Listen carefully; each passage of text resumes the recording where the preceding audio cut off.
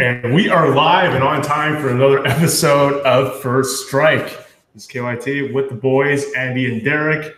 And we welcome two special guests. One, a frequent returning guest because he's having such a heater over the past year, Edgar McElhayes, once again with another good result, this time top 8 GP Providence. And we got one of my best friends in the Magic content creation realm and one of my favorite players of all time, Gerry Thompson. How's it going, Edgar? It's going well. Thanks for having me again. Glad to be here. And how's it going, Jer? I have no complaints. Happy to be here. All right. I'm just let's just jump straight to you, Gerry. You got some auction that ends up in about, I think, 5 days. So I just want you to tell our listeners about that. Yeah, so I do the game podcast with Brian Gottlieb, who people who have been following the First Strike Nation for a long time are probably very familiar with.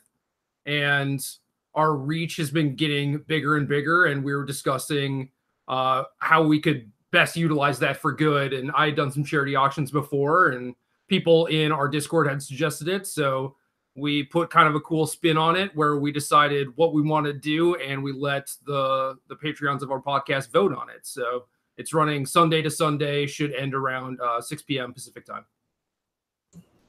And I heard Brian on one of the episodes says he might jump in. Some of the products are that cool that he might be competing with other people. Yeah, so over the years, and I'm sure a lot of people, you know, the people that we're talking to today on the podcast, you can attest to this. It's like every Pro Tour, you get a bunch of random swag, but what do you necessarily do with it? And mine, I've just been like collecting over the years, knowing that I would do something like this.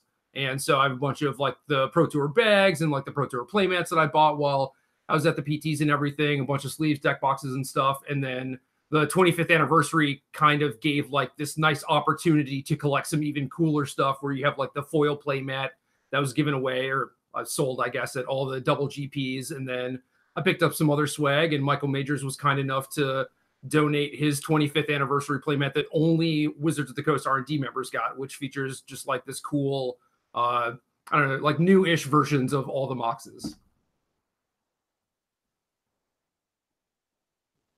And it's all for a great cause. Where can people go check it out?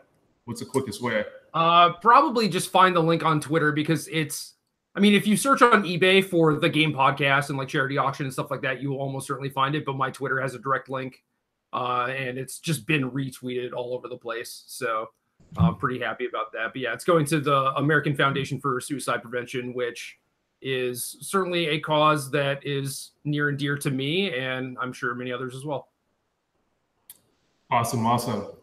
You just talked about how you've realized that you're gaining some steam, gaining some traction. I'm seeing the game podcast grow. I don't know if it's because you guys have put more effort into spreading it, or Brian's just killing it. But I've seen more of you guys, whether it's on different social feeds.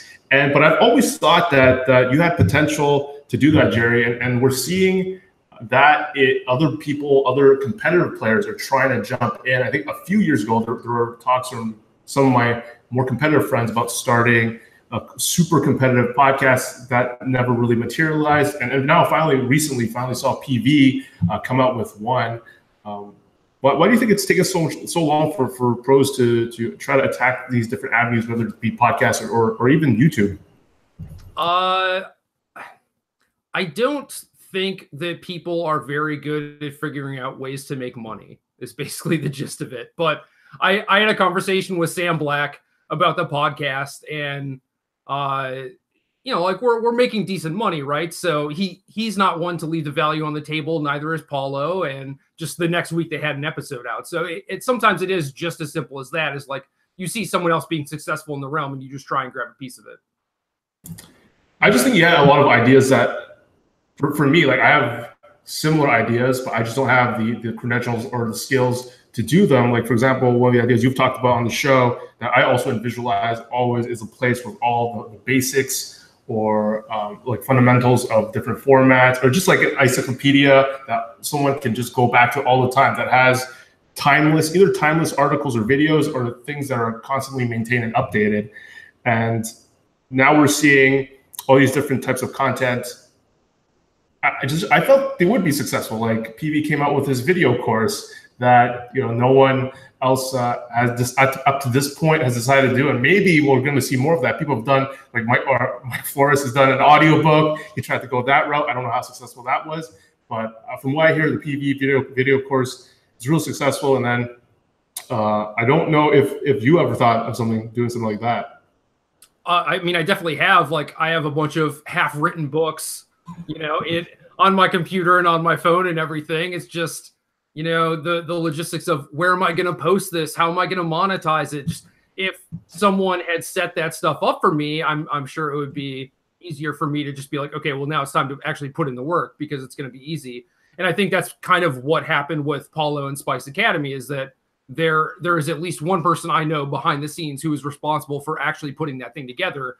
Paulo's just the person who has all the information, Yeah, and I think there is a market for even more competitive players. So I hope to see more of that, because competitive players want that type of content clearly, and there's room for way more. Like you said, there's room for way more podcasts besides the game podcast. So pretty awesome to see all around. So I was listening to the podcast that you did with Brian heading into the GP. You were talking about Black Red, and then you said, like, I'm probably not going to play Black Red. What did you end up playing and why? Well, I was going to play Black Blue Midrange, which I think I mentioned on the podcast, and then I did some spell slinging, and even against the good matchups like the Turbo Fog deck and like the various control decks and everything, like the games just all took 40 minutes. So I could not, in good conscience, register that deck for a Grand Prix, even though other people have been successful with it. I just thought that there was too much of a danger of getting draws and stuff. So it also turned out that a friend of mine, Varo, sent me a really sweet-looking red blacklist with Inventor's Apprentice, which is a card I really like, and he hyped it up pretty hard. It ended up being like, okay, not great, but played red-black, basically. And I dropped it 5-1. You dropped it 5-1? Yeah, I had a migraine, so I went to, go get some aspirin. My bed was comfortable. I just stayed there. Sounds good. Edgar, you went undefeated on day one. Best start ever. Yeah, definitely. The best start I've ever had at a Grand Prix too. I was 10-0 before I finally took a loss. What was your weapon of choice? I also played a I did play a blue-black mid-range deck. Daniel Fournier actually messaged me early on in the week mentioning the possibility of playing that deck, but I was pretty set on playing red-black. And then I listened to the game podcast, and Gerry briefly mentioned blue-black, and that kind of gave me a little bit more of an inkling towards going that way. But then when we were traveling down, we actually got stuck in the airport for a couple hours, me and Fournier, and he convinced me that it was the right choice to play the night before the Grand Prix. So when I woke up at 8:30 in the morning on Saturday, I decided to run with it and just registered to 75, and it worked out. Is there anything specific about his list that you're calling it Fournier's list? No, it's pretty stock, but he had some. We played like 3 champions in the main, 1 in the sideboard, and he had like Eldest Reborn in the main as opposed to like a different grindy 5-drop. But all the lists are pretty stock. We definitely missed a couple things. Like we probably should have had some number of sensors and like maybe another Gear Hulk, but the list was just clean. It was tight. Nothing too special though. What was it optimized to face? Like what type of field were you expecting? Well, we did expect a lot of the red-black deck, which we made some concessions to, like the Eldest Reborn over some of the other grindy cards. It's a little bit better than against red-black. And we played some like Essence Extractions and Yahenni's Expertises in the sideboard, I think slightly more than a normal list. But we were more capitalizing on the fact that the red-black lists were skewing pretty hard to beat each other and making a lot of concessions in their deck to beat each other, like playing more Phoenixes, main deck Sprays, less Pias. And I think we were able to take advantage of that by attacking them with a deck that they were less prepared to face than previous weeks.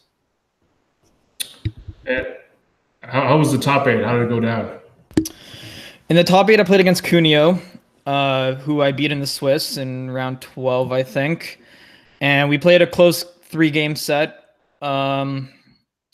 there was a spot in game 3 where maybe I could have played a little bit better, but it kind of just came down to us exchanging resources and then his last card being Gear Hulk and me not being able to take it off the table. But it was close. It's a matchup that I think is overall pretty good for me, but the game 1 I ended up losing, which is to be expected, and I drew Bloodfast in game 2, but game 3 I didn't have any of my like Haymaker cards, so it was a little bit closer, and I just lost a close one to a really good player, so maybe I could have played better. Who knows? But eager to run it back?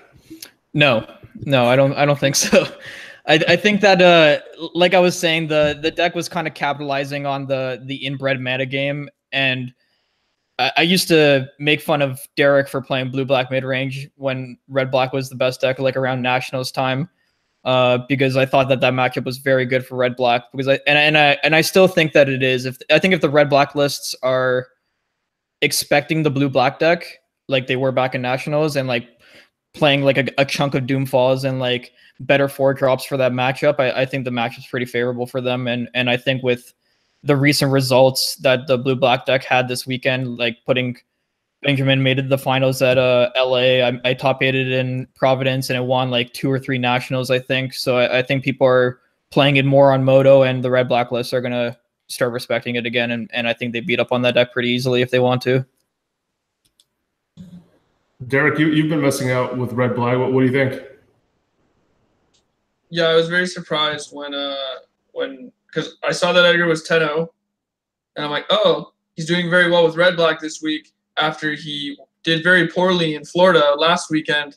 It's like, wow, maybe it's just like a spike of variance. And then I go over to Fournier's Facebook feed, and it's, yeah, Edgar played my 75. Your red black 75? No, my blue black 75. Oh, how did you convince him to fall down that hole? Because there was like a 4-month span where him and Keith were ripping into me for playing this deck that has no good matchups and going third, and now I can't beat red black. And now he's 10-0 at a Grand Prix where I expected like 60% of the field to be red black. So I just like want to figure out when you guys are gonna say you're sorry for being wrong. But like that hasn't come yet, so I don't know what's going on. But yeah, I still would not play blue black. I think it's asinine to do so. And that's just my take on it. So Gerry, play black red, but Teferi is still the best deck in the format. Best card in the format. Sorry. Yeah, definitely best card in a vacuum, but has a worse supporting cast than the red cards for sure. Andy, any thoughts on standard? Well, I really love playing with Teferi. There's few greater feelings than once you start getting ahead with Teferi. It just feels like the game's over if it survives a turn very often. So I've been playing a lot of the Turbo Fog deck and trying to fix some of the problems that it does have. And so I feel like a lot of the problems have been fixed. Like people finally grew up and played Settle the Wreckage in the deck and didn't rely on 8 fogs, when sometimes fogs just are some of the worst cards you could have in a lot of matchups. And I've been doing a lot better with it, but I'm still having some kinks. Like I still have a hard time beating the card Walking Ballista. Still have a really tough time with the blue-black decks now that they're back, especially on Moto, because that's 100% where I've been testing. And on Moto, blue-black's just everywhere all of a sudden. And that deck has been crushing me over and over again. Basically, even pre-board, I just get all my stuff Raskus contempted, and then I die. All right.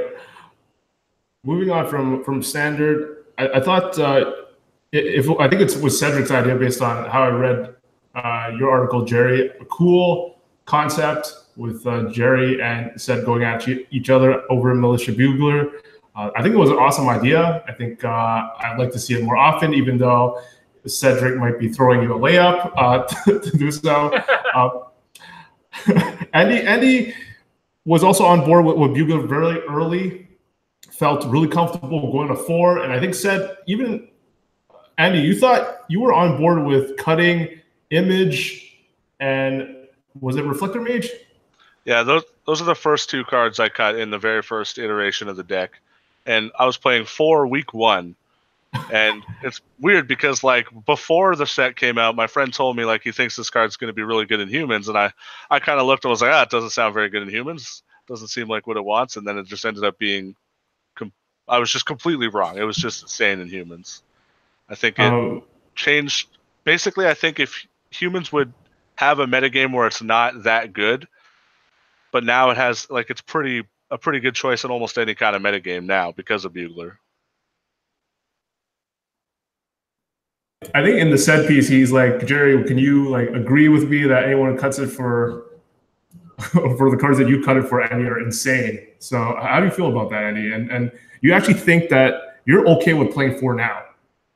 Yeah. So there was the list that did very well in the mocks that was actually went down to 2 Reflector Mage to play 4 Bugler and keep the 4 Image, and I sort of am on board with that because I feel like I haven't liked Reflector Mage in this format very much at all, and Militia Bugler has been better against the decks that Reflector Mage was good, except for the ones that like you were already a dog, like the Infects, the Affinities, the decks that I think were gonna beat you anyway most of the time.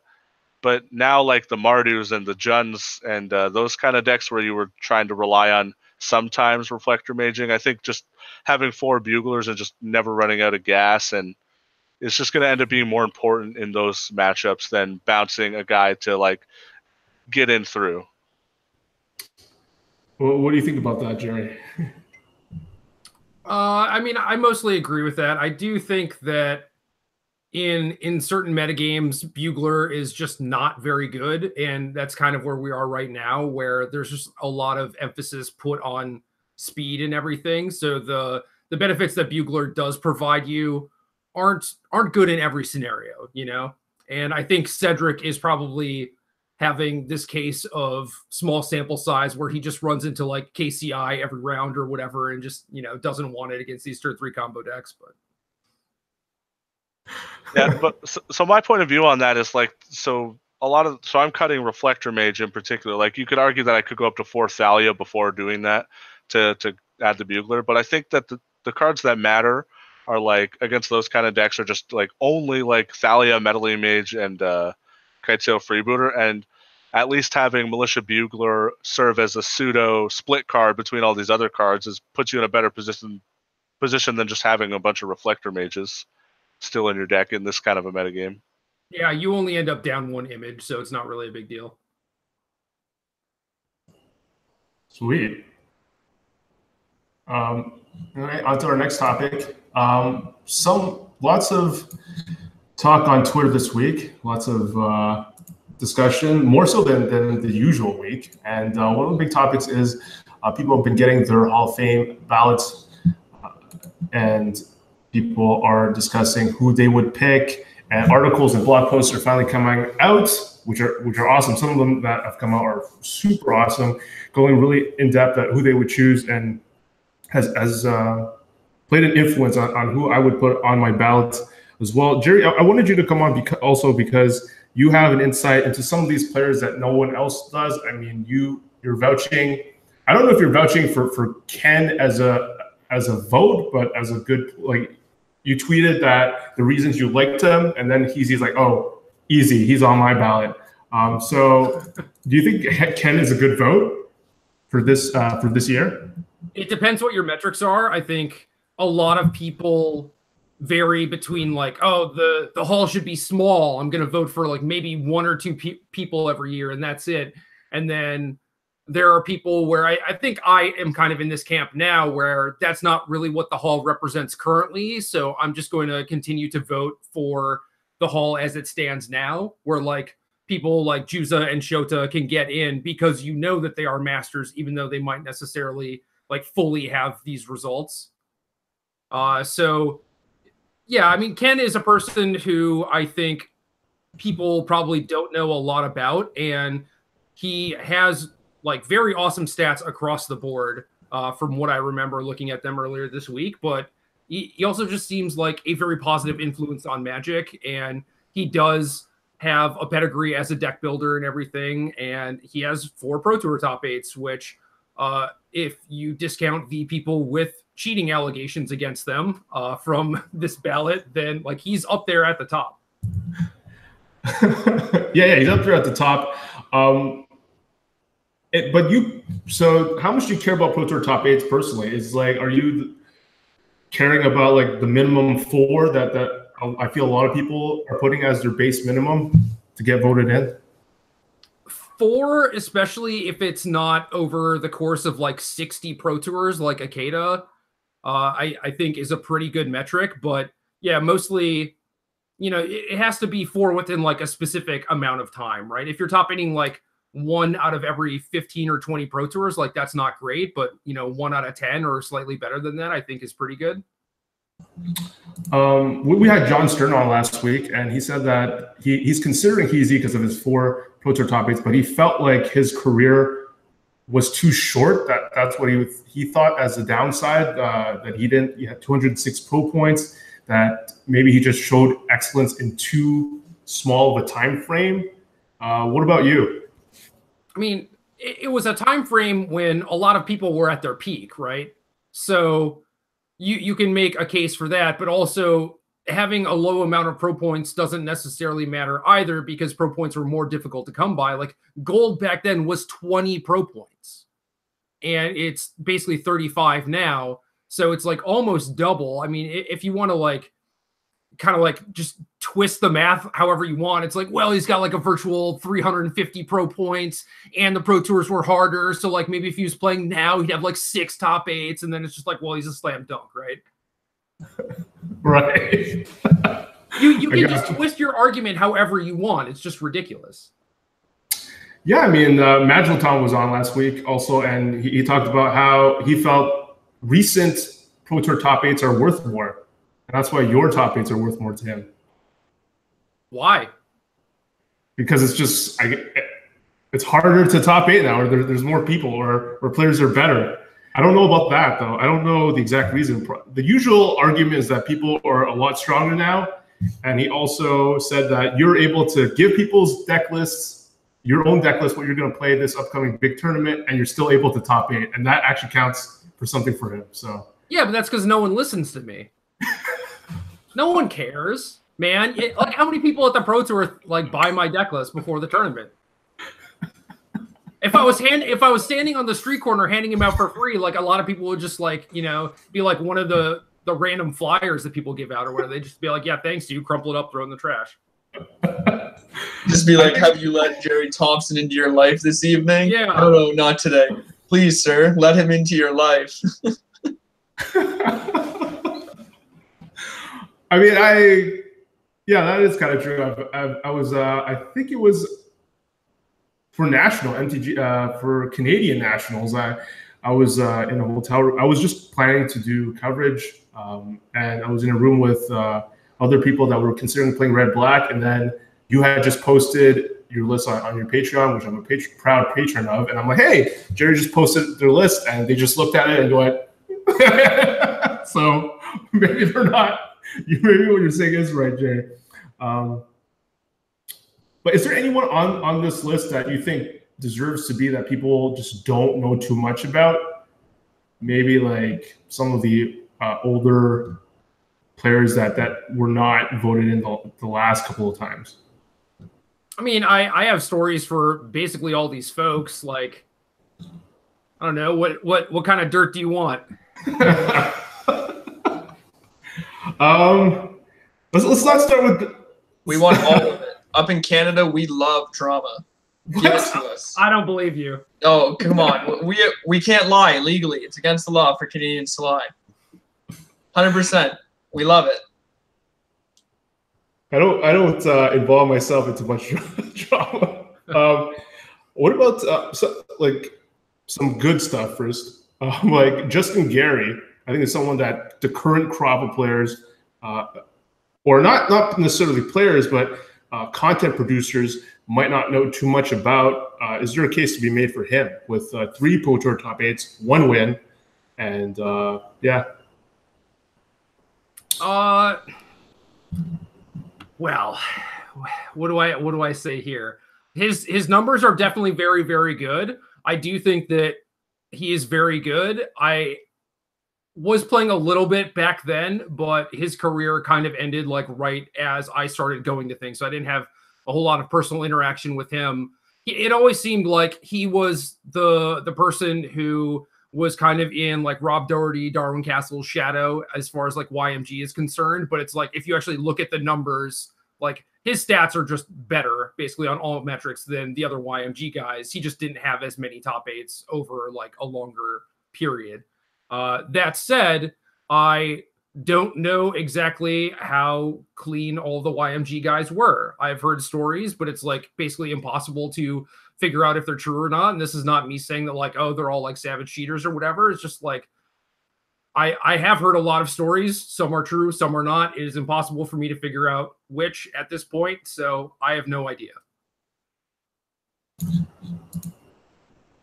I think a lot of the main reason I feel this Hall of Fame talk has had more discussion than ever before was all the controversy and how some of the people at the top with the most Pro Tour top 8s, a lot of players have come out and felt that they're not clean, they're sketchy reputation and stuff like that. And now we're seeing a response from other people saying, well, you know, these are just stories from other people. Like, these guys have never been officially suspended or penalized for cheating and any of that. And so they've decided to vote for them because of their insane results. Gerry, where do you stand on that? Like, are you in the same spot, or do you have like firsthand experience that actually influences how you're going to choose between, of course, I'm talking about Seth Manfield, Li Shiqian, and like, I think those two are the ones that are most discussed about because those two have the most insane results. But then there's a lot of voices about like how, you know, they were, I guess, scummy to them or something. But those are just stories, and to me, like, I'm not sure what to believe, honestly. So. Word. So, this is where I've been around, basically. Like, I know if there is a story about these players, I probably know it. Maybe I'm an honorary Canadian because I do actually like the drama. And let me just say this. If you have 10 plus stories about you doing sketchy things, regardless of how many of them are actually true or accurate, you are probably doing sketchy things. And to say that, well, you know, they're currently not banned by the DCI, therefore they're clean, is just complete BS, because, you know, there are people like Alex who are still playing. And it's like, yeah, he's been caught before or whatever, but like, how many total years has he spent able to play Magic? Like, it takes time to actually catch people and make a case and things like that. Like, it is not easy, especially when people aren't like palming opening 7s in their lap like Steven Speck, right? Or like blatantly shuffle cheating. It's the opportunistic stuff that is the hardest to catch and is still basically just as bad as stacking your deck or peeling extras or hiding a Hornet Queen or Nerd Playmat or whatever.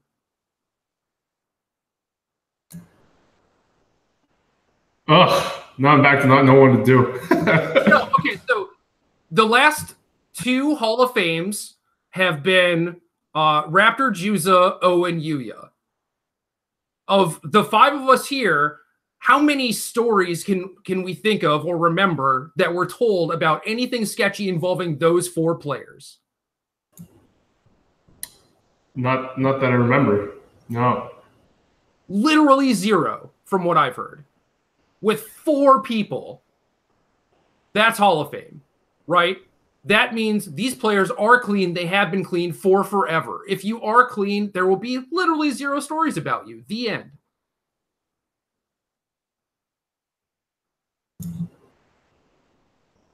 Oh. Andy, jump in. What do you think? I don't know. So I went from like, so when I think of Li Shiqian, I had not heard a single thing until this year's Hall of Fame. I'd actually not heard a single story, and then all of a sudden there seems to be so many. And so I question the timing, but obviously saying something at all is a net positive if it happened to you. But it leads me down the road of like, I thought, oh, he's a slam dunk. I'm happy for him. He seems like a pretty upbeat guy, seems fun to be around. And then all of a sudden all this, it just, I don't know. It just makes me not sure what to do, not sure what to think. The stories that have come out about Lee are basically not recent though, too. It's like him playing a second land on camera or using a summoning 6 Sylvan Caryatid for mana when he needed to. And Chapin documented a lot of this stuff, I think, for Worlds in like 2015 or whatever. He wrote an article about it for SCG. So like the stories are old. That might be why you haven't heard of them, because there hasn't been a ton of stuff lately that I know of. Yeah, I suppose like in retrospect, I remember the extra land, but just kind of brushed it off at the time.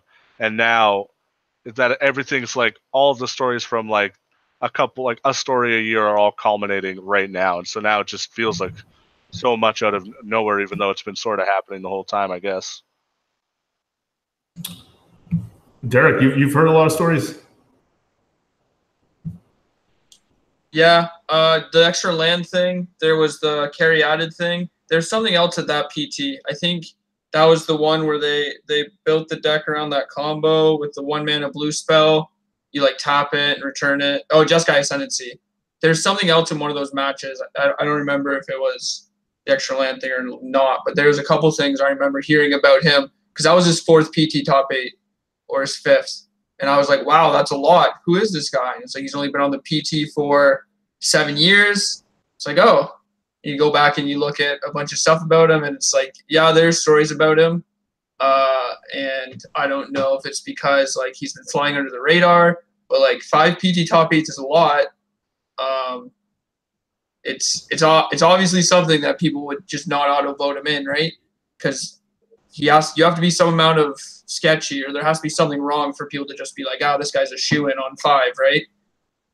To me, like, there's obviously enough on him, but then again, like, I don't have a vote, and I don't know. It's not really my place to say, but I have heard things about him.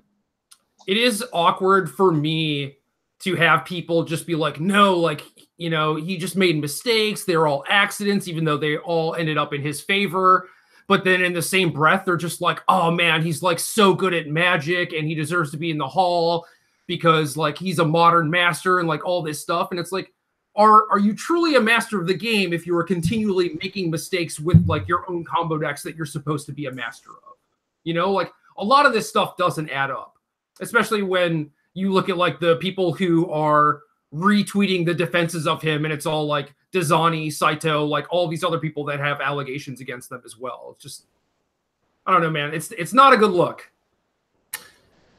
It's tough, but now, Gerry, what do you think about all this? People come with blog posts about like, okay, maybe it's our own biases and stuff. So that's like now people feel. I feel like now people feel a lot more comfortable voting for these. This player or these players. And, you know, if I had to guess who's a shoo-in to make it right now, based on Twitter alone, and I've used Twitter to predict the past Hall of Fame of who's likely to make it, and it seems to be, each time seems to be pretty spot on. I don't feel like there's been any surprises. It does seem like, I'm judging from Twitter, that Seth and Li Qitian seem like locks to me at this point. Yeah, I basically agree with that. I do think that Ken is flying a little bit under the radar because I don't know. I feel like a lot of people don't know a lot about him, and that they don't really realize that he has like 4 top 8s until they check the stats. You know, just he flies under the radar. He's not doing a ton of self-promotion. He's not like Yuya, where people are just like, he is the literal best player in the world, right? As for the biases thing, like, people have talked about that in previous years, certainly, where there's a North American bias. And I think Sana basically had it right, where maybe it's just like an English-speaking bias, where if we can't communicate with these players, we can't hang out with them, we can't make friends with them when we go to PTs, we don't know their story. They're like these mysteries to us, and like we fear what we don't understand, right? That almost inevitably, you know, something is going to happen, and then it's just going to create a bunch of like drama and mystery surrounding it. And yeah, I mean, maybe we are all just racists. I think that is certainly a possibility, actually. It is definitely normal for us to like give our countrymen the benefit of the doubt than it is to say like a random Chinese player, right? But I do think it is the English-speaking thing that is a main factor for it, for sure. Man, there's so much to digest in my head. Man. It is. Like I know personal. I have some pretty close friends at the elite levels that have told me, some stories. So that's why it's like, I don't know. And then there's other players that I respect who are feeling the complete opposite way, and like they're definitely voting for them. And then there's people like, no, they did this to me, and so I don't. Yeah. So Marin worked with some Americans, but mostly it was like a group of Belgians who were friends with Americans, like Zach Hill and a couple other people. And then Martin Juza is a person who is firmly in the camp of, I'm going to work with Americans instead of Europeans. And Martin had no problem getting in, even though I think his results were like a little bit short, especially like on the Pro Tour level, And I think that's kind of where like that bias sort of manifests itself and shows itself, where it's like, yeah, clearly something is going on. Yeah, I didn't vote for Juza because I didn't think he had the results, but since then he's put up, like, his resume looks really good now. So props to him. Isn't it weird though? Because it's like, how big of a difference is one PT top 8? Like before PT 25, was Martin as good as he was, 3 days later? No. Yeah, that's a point I brought up last week about talking about who I would consider voting for. Is like, I don't think person X, I don't think that I'm going to think they're a better player because they got one more top 8.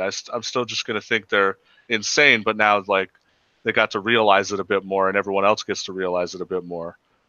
So I agree with like it feels bizarre that like one result is like, okay, fine, woof, we didn't make a mistake on this one. And it's funny because there's been a few people who've gotten in like maybe a top 8 short that they should have, and like I think a few of them just immediately got another top 8. Because I remember like I think Owen got in at 4 and then immediately got another one. Shouta got in at 3, immediately got another one, and Yuza immediately got another one. I know, but like because usually the line was like 3 at one point. So it's like each one seems like it's worth so much because it brings you like 33% closer to that minimum threshold to get there. And Gerry, Andy used you as one of the examples. Like, if you made another top 8, does it really change our mind about how we feel about you? Probably not. Probably not. So, but hey, it's an extra number in the box or whatever. So, hey, it doesn't matter. Magilton says your 3 are like a virtual 4 because you top 8 recently, and almost went back to back. Then Ken's is a virtual 6, and Heezy has a virtual 2,000 pro points, and this is exactly what people are talking about. I think, where it's like you decide who you want to vote for, and then you reverse engineer metrics to make it so your voting makes sense. I've talked to some people who like. It's like, screw WotC and their system. I'm just going to vote for who I like. There's some people who've told me they're going to do that. Because they haven't. You should probably report them and get their vote taken away. That would be the correct, nice Canadian thing to do. I guess you're right. You're right, Gerry. Unless they're voting for me. I need all the help I can get. I think you were in consideration for some of these people. No, that's stupid. There's no way I should get I think there's a good shot, but based on the Twitterverse, I really think there's 2 locks, and everyone might be looking at next year. I feel like there's 2 strong locks, and then it's Seth and Lee, and then there's 10 people who are splitting votes, and those people are all screwed. I don't know who's coming in next year then, but I haven't looked who might be coming in next year to compete with a lot of you. But one question, Sergio Ferry, friend of everyone on Cigarette. I love that guy. I think everyone else does.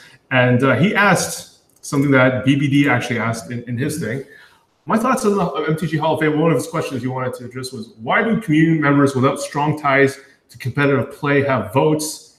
And as someone who didn't feel like he deserved to vote like many years ago because I was just some content guy, I'm not like, at the time, I don't think I made the Pro Tour. I've made the Pro Tour twice. I have close ties to a lot of the top players in the game, and I do follow the game to a competitive standpoint. But at the time, they were just throwing it to anybody who was making content. It feels, even if you were, I could be corrected, but correct me if I'm wrong in the comments, but people who are just like doing a commander cast or something unrelated to the Pro Tour were getting votes. And I think it's hard for even content producers to have a real grasp, unlike we always compare, a lot of people compare the Hall of Fame to the Sports Hall of Fame. And I think it's hard because in the Sports Hall of Fame, you have these sports writers who are actually following these teams really closely because it's their job daily. They know a lot about these players. Whereas like a lot of us content producers, there's just a lot of players we don't know. And without having played at the PT even or interacted with a lot of these people or watching them play a lot, I think it's hard for a lot of community members to have a good assessment. Now I know like a lot of some YouTubers were jumping in and saying like, how do you know, like where's the line drawn? How do you know I don't follow the Pro Tour and stuff like that? But I do feel a lot of people, myself included, probably shouldn't get a vote a lot of the time. I don't know how you feel about that, Gerry, about who should have votes. Unless you're literally in on the ground floor, I think, any given gold or platinum pro maybe gets 10 feature matches per year or something between Pro Tours and GPs. So it is impossible to tell like how good someone is. Like all the stuff between like, oh, Yuya's the best player, Shota's the best player, Owen's the best player, whatever. Like that is all going through social media and stuff. And, it could be based in reality or it could not be. Like who is the best between those three? I guess they're all tied for first. I don't know, But can you actually cite to a specific example of like Owen playing like a master or Yuya playing like a master or whatever? It's just like, no, like I watch them play, they play good. And it doesn't seem like they make mistakes, but like who actually knows? I guess Luis said that Owen's really good, so I guess I'll take his word for it. And, it is just kind of all nonsense because like you said, the sports writers are there. They're watching these people play. They're watching these teams and these players. And Magic just doesn't have the same amount of thing. And certainly watching someone stream or whatever, I'm sure Derek can attest to this, is like not necessarily a good indicator of your play skill either. So who knows? Who knows how good anyone is? Some people would probably argue with you very heavily that is a good indicator of my play skill. But yes, it is not easy to stream and play Magic, as I'm sure it's not easy to play well Magic all the time when people are watching you. Yeah, like it goes both ways, right? For sure. So what do you have to go on? Just a bunch of hearsay. Who's a cheater? I don't know. Let's see what Twitter has to say. Who should have a vote? Probably no one. Honestly. I think I like that conclusion. Hey, at one point you were the #1 player in the world. That was the narrative at one point. #1 rated at least. Sure. I won 2 tournaments back to back, and I was #1. And then I played in other tournaments, and I was definitely not #1 anymore. But you're right. It's it just doesn't translate well from the other sports. Like there's no if you just leave it to the players, then it might be too much of a popularity contest. But if you leave it to the media and community members, I really think a lot of us, myself included, don't have the reason I keep voting is I still feel like compared to other community members, I actually know more of what's going on. I play way more competitively than other people. But like honestly, I don't know exactly how good like Ken Yukihiro is. I haven't watched him enough to actually base my decision unless I did a lot of research. So, maybe you're right. Like maybe no one should be voting on this for now. Or like even people who commentate on the game constantly. I mean, I'm talking about like official WotC coverage are probably the closest thing of people whose job is to follow a lot of players. They probably don't have enough of a clue either. I don't know if you would agree with that, Gerry. Yeah, I mean, you also have to be able to judge people and like how can you judge a person's metrics, right? Like, does Marshall Sutcliffe know how to evaluate how good someone is at Magic and what their community contributions are? Just like, no, it's just like hoping that you give a bunch of votes to different people with like different backgrounds and stuff and hope that the aggregate is good enough. And that's it.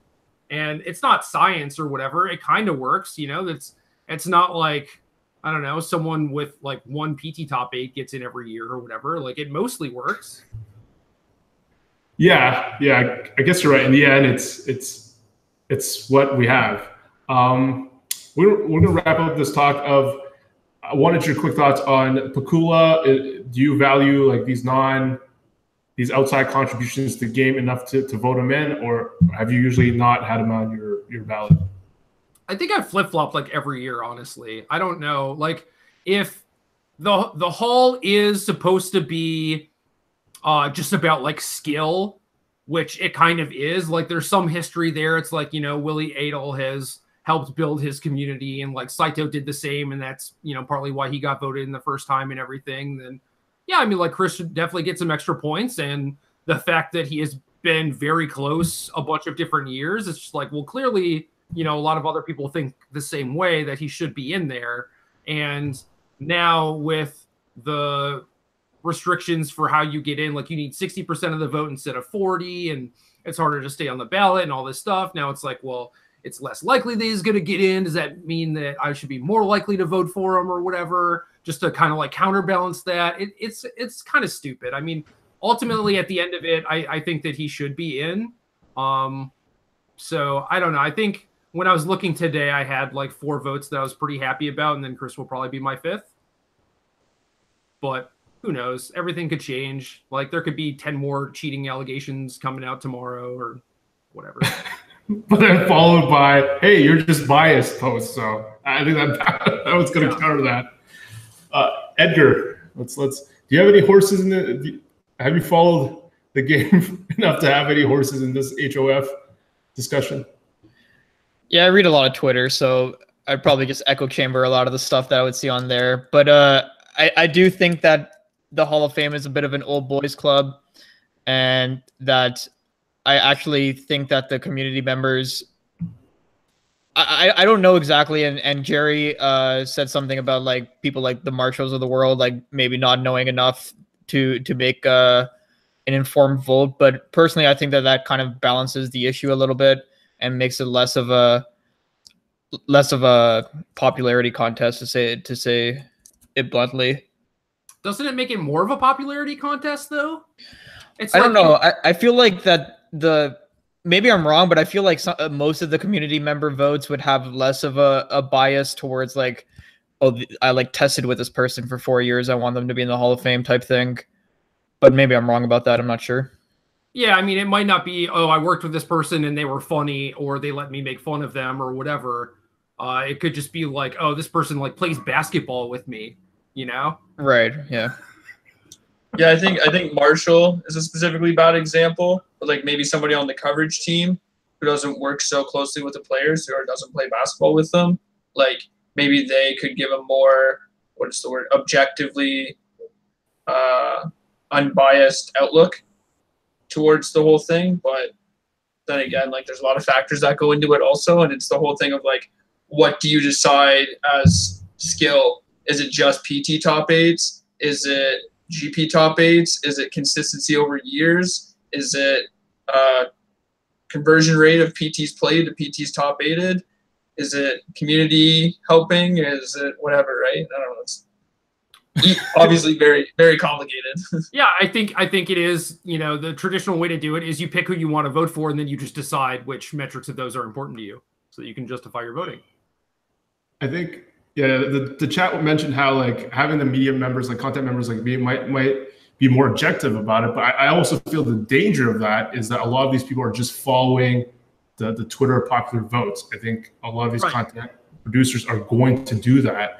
And for me, like in the first few years where I had a ballot, I basically used stats. I remember the first ballot I voted in Ben Stark, Huey Jensen, and whoever the third guy, who also clearly made it in.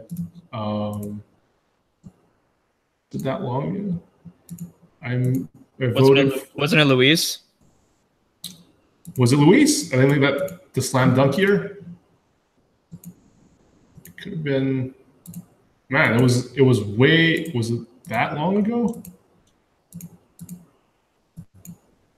Yeah, it was Luis. Well, LSV, Huey, Ben Stark, easy slam dunk picks, and I went with mostly a lot of stats and people saying that Huey was one of the best players in the world, or top 3 during his era. So that made it pretty easy, and I think that's a danger that a lot of content producers who have or YouTubers who have votes are likely to do. Some have spoken that they will not vote because they actually say, I have no clue what I'm talking about, so I'm just going to abstain. So, right. And Huey missed by 1 vote the year before, and it was because he had just started his comeback. Not a lot of people knew who he was. And then I think he had more Grand Prix results, but maybe not another Pro Tour top 8 the next year.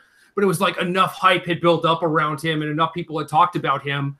And Magic Twitter is primarily in English. So, you know, if you're an English speaker, you read and understand English, like you're going to see that stuff, and more people are just going to vote for him because they're going to see more and more people talking about him. But it's like, what does Japanese Twitter have to say about Ken Yukihiro? Who knows? Who knows? Japanese people. Yeah, all 10 of them probably that have a vote. The translate function on Twitter is not good enough to facilitate this. It is not. I tried going through Ken's Twitter today. Clearly, the Hall of Fame just proves that democracy sucks and we should abolish it.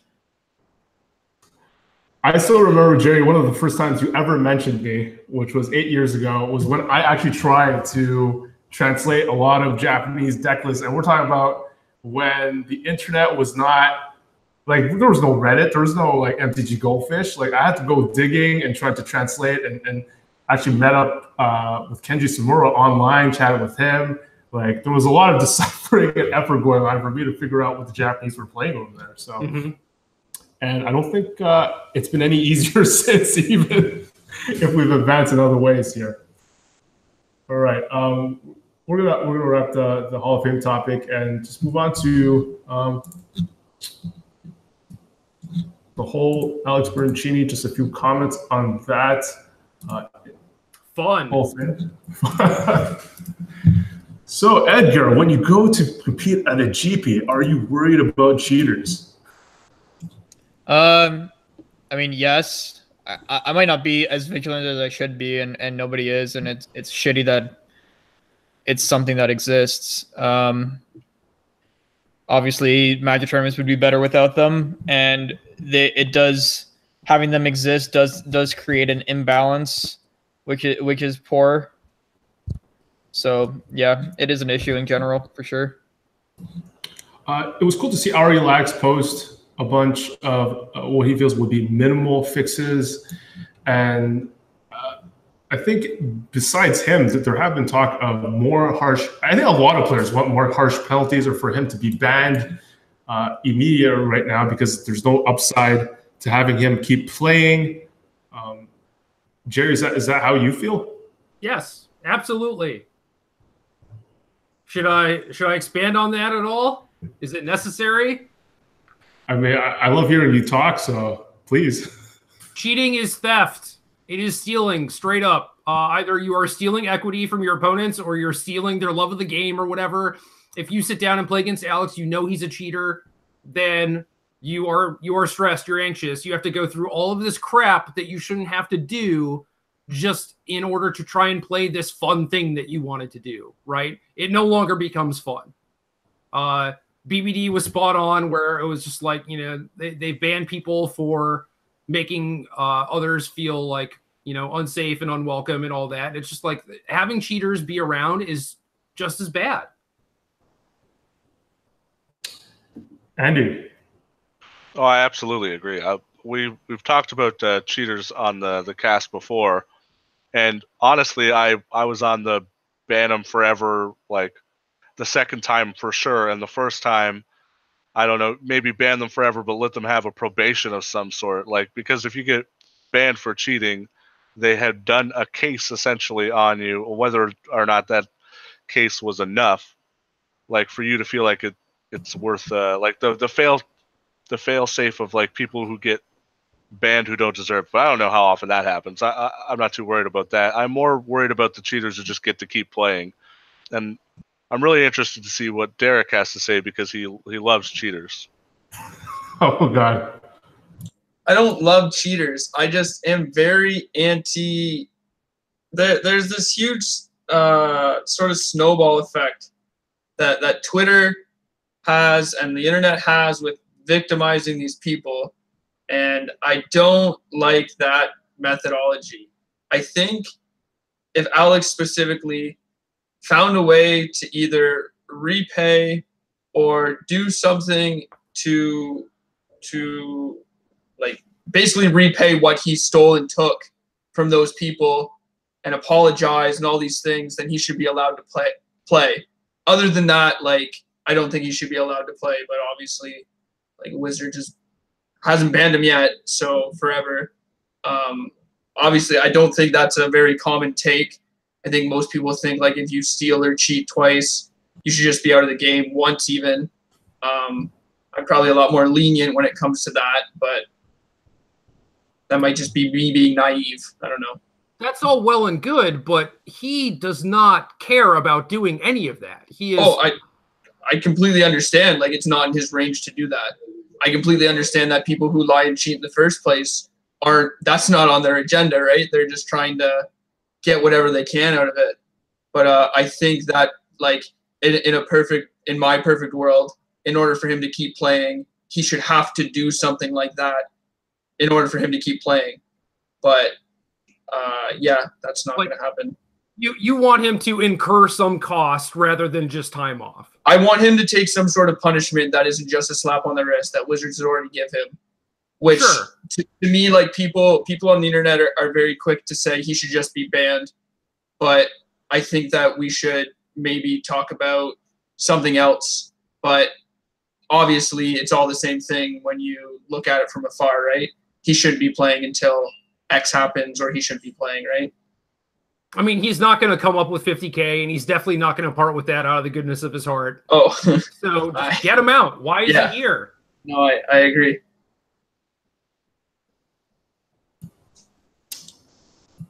I hate that. I hate that the people who cheat and they come back to the game and they're like, "Oh, he's paid his dues," but it's like they've never even admitted it. Like, to me, that matters a lot because, like, you're still a piece of shit, pardon my language, when you steal from all these people and you just don't admit it and you come back, you're like, well, I was back gone for a while, just gonna slide on back in here. When it would matter a lot to me if they admitted it. And I don't know why that is. Maybe that's just some weird psyche thing for just me, but it would matter a whole lot if, like, Fabricio was like, yes, I cheated, I'm very sorry. Like, even though obviously there's huge, like, financial things tied with that he should have to give back, but even just him admitting it would just matter to me. No, I agree. I think it shows something along the lines of, like, they are willing to repent and actually try to go clean from here on out. But to just be like, I never cheated, ha ha ha, like, why would I ever believe that you're even willing to stop cheating at that point if you're just going to make a mockery of the entire thing? I feel like, man, has Jared Betcher come back yet? I feel like he's going to just squeeze in. He's back soon, I think. He's just going to squeeze in. I don't think is he still on ban? I thought he was off. How long ago was that? Not long enough. I think he's off, but not interested from what I heard, which is a good thing. Yeah, like that. I thought that was like 3 or 4 years ago. Wasn't it? I don't know. Yeah, I haven't heard about him. It's probably for the best.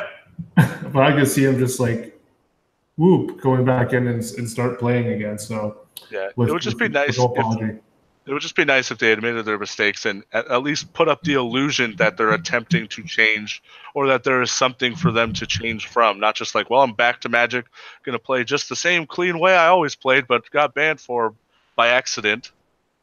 Oh, it makes me very mad. I'm right there with you. Do you think, Andy, do you think WotC's going to do anything? Like, are they going to decide? Like, they decide to enough poll happened so that they banned that MTG headquarters guy.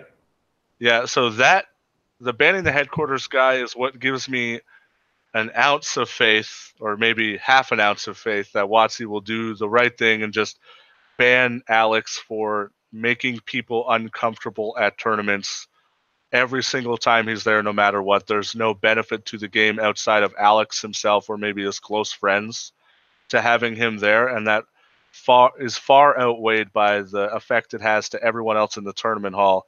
As you could hear when he was announced in the top 8, and a rain of boos was showered upon him, as he rightfully deserves. Nobody wants him there, and it makes it a worse experience for way more people than it makes a better experience for him being allowed. Oh, I wish I was there for the booing.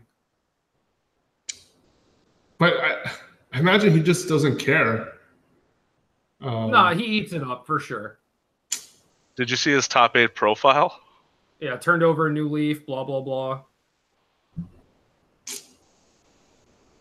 Okay, well, we can't, like, the people in chat are asking for it. We can't, like, move on from this without mentioning it a bit. Derek, the Matthew Folks situation, I'll let you take it away. Yeah, so Matt this weekend was playing at English Nationals, and so the story goes that I've heard, he didn't hand his deck list in on time. So after round 1, I don't know what the reason was he didn't hand it in. He went to go to the judge table to hand it in, and they asked him if he had a goodie bag, and he had said no. And I guess they found out through some means that he had, and they disqualified him from the event for lying to a tournament official. And I've heard some stories say that they asked to look through his bag and stuff like that, but he basically made a tweet about it saying, "I'm a big idiot. That was stupid. I was just trying to get some value." And a lot of people are taking this. There's 2 extreme sides, basically. One is it's stealing. Given the opportunity, he might try to do that again. Or in a bigger sense, try to steal something more. And then on the other side, he just made a mistake. That's just in his personality. It didn't really mean anything. The promo wasn't worth that much. However you want to put it. Sorry, continue. Do you think he feels bad about doing it, like regret about doing it, outside of the fact that he got caught?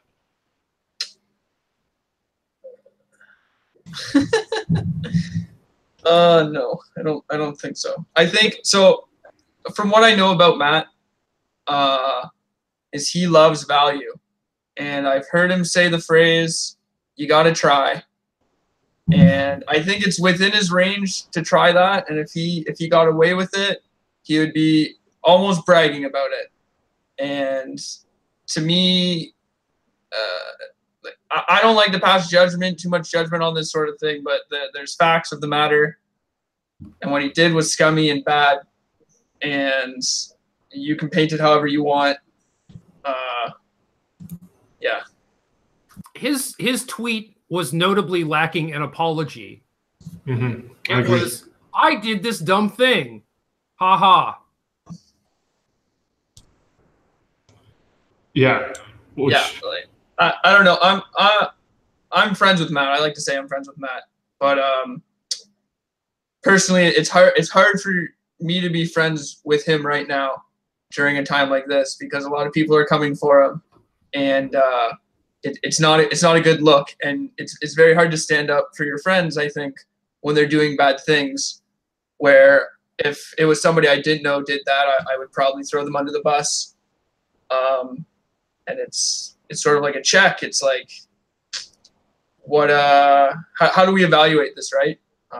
It's one of the reasons why I don't like to get too involved, because I think it's a little too personal. But just don't have bad friends. I know a lot of people who are friends with Bertoncini. Well, not a lot of people, but I've heard stories about people who were friends with Bertoncini before the stealing thing, and they said he was a really nice guy and he was charismatic. And when they came out that he was cheating, there's a lot of articles, and people didn't believe it because they thought Alex would never do that. Not to say that I'm justifying their behavior, but it's you can't always make the right judgment. Like it's hard to make the right judgment constantly. I think this is where self-evaluation and personal evaluation comes in a lot. And it's like, you gotta keep checking yourself. You can't let these things flow by the riverside or whatever you want to call it. You gotta evaluate them. I don't know. That's where I'm at. I haven't really made a decision on how I feel about it 100% yet. One of the kind folks on Twitter, when I was calling out Matt for teaming with Fabrizio, was just like, yo, Fabrizio is a cool dude. You should go talk to him sometime. He'll explain the whole situation. Like, he's a really nice guy. And it's like, yeah, most criminals are very charismatic and appear very nice. That's how they get away with all their shit, right? Yeah, one thing that they all have in common is that, like, outside, if you didn't know anything about their allegations, they're extremely charming. Like, they're fun to be around. You really want to be around them. You let your guard down, and that's exactly the game. That's part of the game. Gerry, I'm curious because when I was an outsider, when you were bringing in this, doing really well on the SCG circuit when it first started, were you friends with Brincini at the beginning? Because to the outsider like me, just following, like I thought everyone doing well were friends. Like you, AJ, Edgar, Brincini, like that whole SCG circuit group. Have you ever had a coworker that you know is like skimming from the till, and you don't really like them, but if it comes to light that they're just like robbing everyone, that like your job is in jeopardy? It was kind of like that. It's like, if anytime I badmouth Alex, it reflects poorly on SCG, and then it's just like SCG could just can me at any time, and I was making good money with them, and like don't get me wrong, I was never like an Alex apologist or whatever. If someone was like, "Hey, does Alex cheat?" I'd be like, "Yes, obviously," but like I wasn't writing articles about how he was cheating or tweeting about it or whatever. And now I'm just over it. Like that dude is scum, has been scum for a very long time. He was ahead of me in the Player of the Year race where like first place got a set of power by like 3 points or something small. He asked me if I wanted to split. And I was like, all right, so you're ahead of me in points. I know you're cheating. You know I'm clean. And you still want to split with me. So like clearly you're free rolling me, right? Like you're just not going to pay if you win or whatever. And it's like, yeah, sure enough. Like, I'm just like, yeah, man, whatever. I'll split with you. And he wins because he wins the invitational, wins the set of power, doesn't pay me, gets banned, uses that as an excuse to not pay me. Like, oh, I don't have any money. And it's just like, all right, man, sure, whatever. Like, wow. I knew exactly what he was around this time. And if you asked me to my face, I would have told you. Wow. To add to the charismatic point, Andy, Mike Long. Mike Long actually started, I mentioned this on previous episodes of whatever show I've done. He started like one of the first subscription MTG sites, MTG Insider. And that's where I subbed, and Sam Stoddard also subbed, who now I think still works with WotC. And he decided, I think he used that as a test for his marketing thing, because eventually he would actually team up. I've seen him on video ads with like videos on YouTube with Ty Lopez trying to sell like a marketing course and using all that charisma. And he has that. Mike Long has that freaking charisma and making money selling infinite expensive courses that probably people don't really need. So yeah, I'm thinking about that. And also like how crazy it is that Mark Rosewater constantly wants him in the hall. And it's like, what? I think that's crazy. What do you think, Gerry? It's like, why does he keep...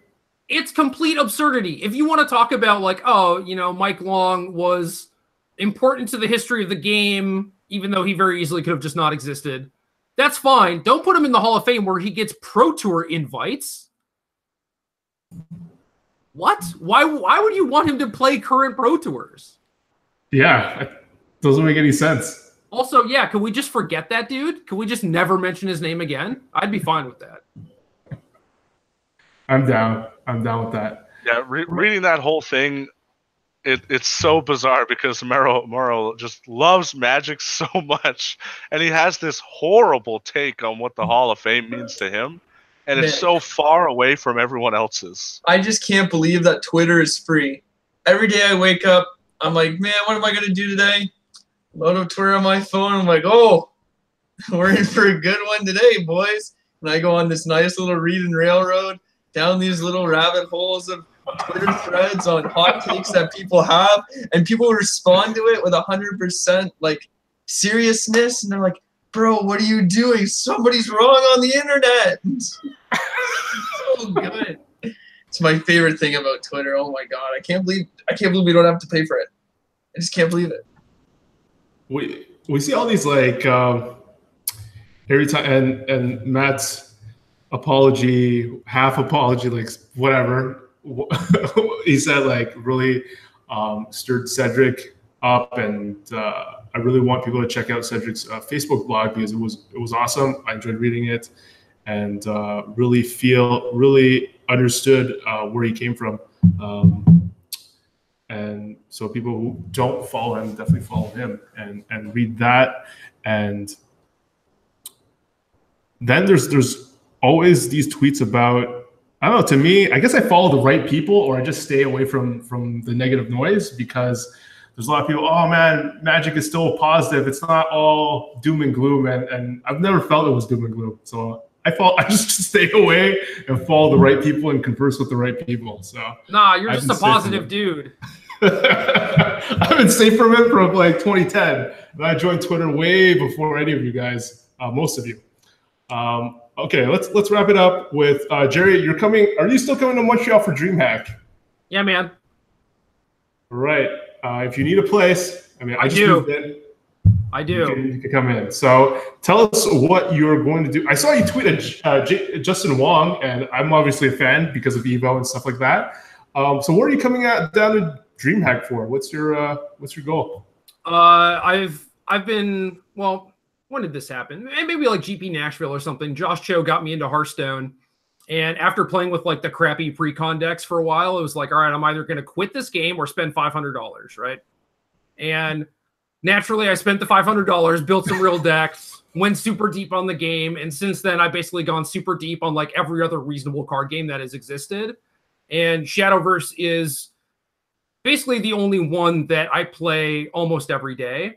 For whatever reason, like that game just sticks with me. It resonates with me a little bit more than the other things do. And I mean, the easiest way to describe it is it's anime Hearthstone. It's very similar mechanically and everything. And I'm going to DreamHack to play in a Shadowverse tournament. I love that emphasis. That was boss. I actually decided, because if you're gonna come here, I might as well join you and see what's up. And actually downloaded the app, started it, and it's like I'm doing the initial tutorial, and it feels like a story with cutscenes, anime Hearthstone, like you said. It just feels very much like Hearthstone. The first two story tutorial thingies that you start with.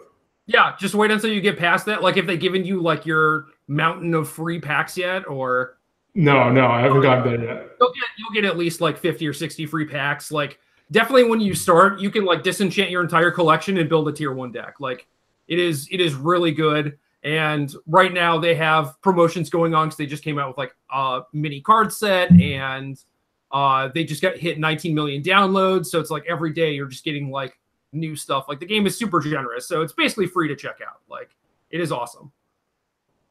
So it's the deeper mechanics that appeal to you more than Hearthstone? The classes feel more unique to me. Like, Hearthstone kind of has this issue with certainly like the neutral cards being ubiquitous. They rotate some of the stuff like Azure Drake or whatever, but the classes themselves don't really have that much of an identity. And also, when you play on ladder with Shadowverse, like, it's the same thing with Hearthstone, where like you see your opponent's class, right? But like, you don't know like actually what deck they're playing, because there is so much diversity within the different classes also. So yeah, I think like the games are a little bit funner for me. Again, like, this is all personal, and there is a lot more diversity. They give you a bunch of free stuff. They have like more playable cards per set, which leads to all the diversity, which also makes it a lot cooler to be a brewer and stuff like that. And then they come out with content a little bit more regularly. So it's just like, it's kind of like everything I love, you know? And like you say, it sounds like, and correct me if I'm wrong, that you wouldn't have to spend $500 to be competitive. No, I've definitely spent less than $500 on Shadowverse. And how did you hear about this tournament? Like, I think I checked the quick prize structure. Like, if you win, it qualifies you for something else. I don't actually know what their esports scene is like. I've tried to follow it. It's confusing as hell. Same as Hearthstone. Same as Magic now. I know that they have like a world championship thing at the end of the year where I think winner gets $1 million. And I know that this is like part of the path to qualifying, but I don't know. I just want a battle, you know? So yeah. Is this going to be the first like Shadowverse event you're traveling for? This is the first Shadowverse tournament I played. Like they have like mini tournaments in game, which is rad. But yeah, this is the first thing that I've ever traveled for, and I don't even know what made me think about doing this. It was just like I saw Quinn Kiefer like crush the Hearthstone DreamHack that I think was in Denver or whatever, and it's like that looks rad. I want to do that, you know. So then was just looking at Shadowverse tournaments and stuff, and this popped up, and I had a free weekend. So you're still in Seattle, right? I am. It's like, what made you travel, like fly all the way here? Dude, Air Canada flights are like $200. What? That's insane. That is insane. That's absolutely insane. And I didn't know it yet, but I get to stay with you, which is like, come on, you know, I'm definitely going then. All right. Are you a fan of the other things that will be going on, like all the fighting games? I think there is. Well, there's also obviously a Hearthstone tournament as well. I mean, I'm gonna walk around and see if anything catches my fancy or whatever. But I don't watch a ton of fighting game stuff. But it's not because it doesn't appeal to me. Like I do think it is super cool and interesting. It's just I don't know. Nothing has really made me like stick with it. It just seems like, for the most part, you know, like a new game shows up and then it rotates and like a new game shows up and whatever. So, yeah, I messaged Justin Wong. I don't even know who he is. I just know that he has like 100,000 followers and was talking about playing Shadowverse. And I was all about trying to make that connection. So. Oh, man, I wish he knew who you were. That'd be awesome. Like, he's one of the best fighting game or the most known American fighting game guy at one point. So okay, so I was just shooting for the moon then. Yeah, basically he's like one of the most famous fighting game players ever, I would Rad. say. Yeah, I think the Shadowverse official account retweeted him, and I was like, yeah, I'll definitely help this guy learn Shadowverse. Let's go. Love it. All right, we're gonna wrap things up. Edgar, what's on the horizon for you? What's next, my man? I got the RPTQ this weekend in Montreal, actually. And then Grand Prix Richmond, Grand Prix Detroit. Just trying to get, I'm 3 points off gold, and I still got an open Grand Prix slot. So trying to do that. I believe in you, Edgar. Thank you, Gerry. I appreciate that. How many shots do you have? Is there still a lot of time? Yeah, I actually lose 0 points with the first quarter rotation. So I have until December to hit. So I got a pretty good shot, I think. When's the next, when's the next content for you? When's the next SCG article? I don't know, man. I got to message Cedric, I guess, if there's demand. updated amulet. Yeah, well, we'll see. I haven't been playing that deck much recently. Maybe people want to know about blue-black medium cards. Hey, maybe. I would want to know more from you. Andy, what's up for you? I got the standard RPTQ in 2 weeks. And GP Detroit after that. Some Team Unified Modern. Saucy. And Derek? Yeah, I got the RPTQ in 2 weeks, and then GP Detroit, and then Montreal after that, I think. I'm 6 points off bronze, so I'm really trying to grind out those points so I don't have to play these pre-TQs anymore. Yeah, you know, it's a real hard grind out here. But how many trophies do you have? I have 19 on Moto. Damn. So I sent out a tweet because like me and another guy, Cody, who's actually been on the show before, we're looking for a third for GP Detroit, and Jabberwocky messages me the week before the the GP. He goes, hey man, like I'm thinking about flying out to Detroit. It depends on how I do in LA. I need X number of points to hit gold or whatever. And if I flunk in LA, like I want to go to Detroit and I am interested in being your third. I'm like, okay, man, well, like I'm sure you'll do well in LA. And there's actually like a couple other people asking me, so I'm gonna go with them if that's okay with you. But like, good luck in LA. And then he wins LA. And now he's on a team with like Cedric and somebody else, and I'm just like, woohoo! Wow. Have you ever punted that hard? I didn't even know the story before the show. This is amazing. Yeah, nobody else knows the story, cause like it just happened between me and him. Like I didn't really tell anybody about it, but yeah, like now I'm out here. You know, maybe we'll make day 2, but we're gonna have fun.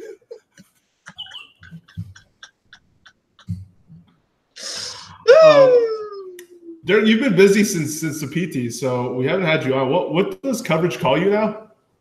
Oh, I'm a moto superstar. Yeah, it was like round 3 of the PT or round 4, and I think we just lost. And I get up and my phone's going off.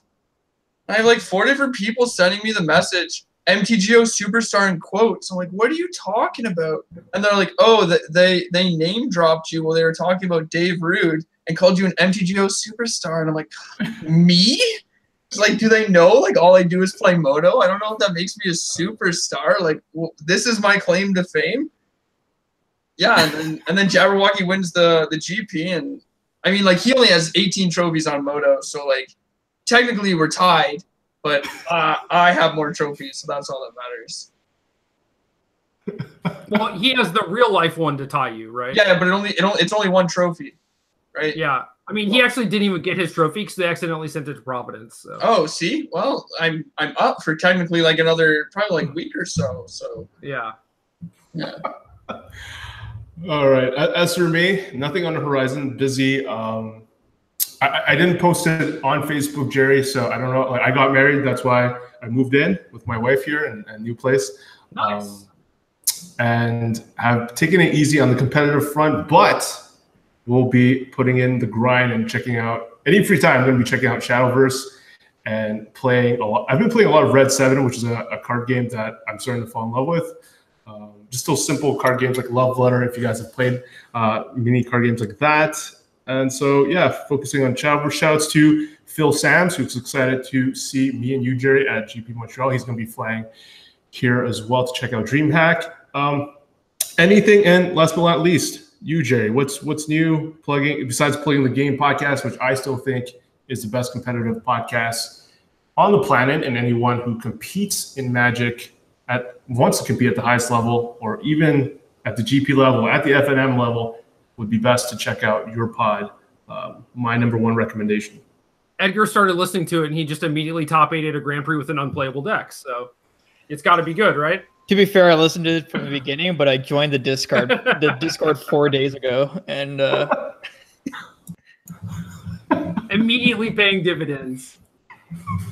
No, as for me, I'm kind of taking it easy. I have a dead week this week. Then I'm doing PAX West, I think, instead of GP Richmond. And then there's the DreamHack the weekend of GP Detroit. And then there's Worlds at some point. And yeah. In the meantime, just making content. Keep churning it out. Keep it. I think. Yeah, I've talked to someone who thinks like there's still different avenues that someone with your skill set could take advantage of, but I don't. Like I remember, Gerry. Okay, I don't want to stand for some reason this episode. You remember when LSV came out and a bunch of pros came out with like draft ebooks? I remember that, and it was like on Amazon. I assume those didn't really sell really well because they stopped doing them. That's because no one cares about limited. But yet, Limited Resources is the #1 podcast in Magic, I think. I mean, it was for sure true. It is. It still is for sure. It's just like he's been doing it for so long. I think a lot of people listen week to week, and then they just ignore all other limited content. Because if you're going to Star City, and you primarily play limited, like you're going to find maybe one article per week or like once every 2 weeks or something. So you just stop going, right? And then it's like Marshall's thing is where you know you can go every week to find out about draft and sealed and all that stuff. So I think he is cultivated, he's done a very good job at cultivating like a really sick following just by being super consistent and always being about the same thing. It makes me curious how, because going to pre-release or going to a draft, I've always checked LSV's like limited reviews just to see, like, get a quick grasp of if I'm really off or if I'm on the same page as them. I wonder if those like do well. I'm really curious because that's limited content that I always go out and check. So I wonder if I'm just a small percentage of people though. So no, I assume that they do really well because people know where to find them. But you're just never going to think to check on SCG because there's almost never any limited content there. And there's no limited content there because no one clicks on it. So it's like this vicious cycle. But Marshall has been doing his thing for so long. Like, you know, I'm sure if you started a limited only podcast in 2005 or whatever, like you would also have thousands of listeners. It's just, he's just the only game in town. I still find promoting podcast a challenge because I feel there's some friction, especially for people who don't, have a podcast app. A lot of players don't know what like a podcast is, in my opinion. They don't have anything to download it to their phone. So when they like see, like when either of us have our shows post like a bunch of tweets, iTunes, Stitcher and stuff like that. And I feel a lot of people, they're like, they don't know what to do with that information. So I've always felt it's a challenge. Yeah, I was trying to get Kenji Samura to start podcasting, or at least doing what you're talking about, where it's like he has the skill set to make various forms of content and actually be successful and make a bunch of money, and he just kind of seems like stuck right now with what he's doing, just working for Haruya and like streaming a little bit. It's like, dude, you're so good. Like people just want to hear from you. What is the best way that they can hear from you? And I was like, our podcast popular in Japan? He's just like, what's a podcast? And it's like, okay, that's fine. That's okay. As long as you get everyone to listen to it once, just get in the habit. Like everyone is on public transportation. They're playing games on their phone, not listening to anything, or maybe listening to music. They can listen to you talk about Magic for sure. So it just needs to be habit forming. And if he did a podcast with Yuya or whatever, like game over. Everyone would listen. I guarantee it. I would listen. I don't even speak Japanese. Yeah. I mean, like Saito Wayfinder, just like these pictures on Twitter, they get like so much reach, so much retweets and comments. People are super excited about that stuff, and we don't see enough of that type of content from them that they could just make and easily eventually monetize. So anyways, that does it for us. Thank you so much, Gerry, for coming on the show. Really extremely appreciate it. And I'll see you in 2 weeks. Hell yeah. Right here. See you in 2 weeks.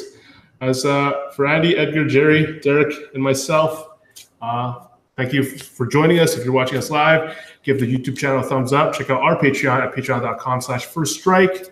And thanks for supporting. Leave a comment, do whatever. Love you guys. See you next time.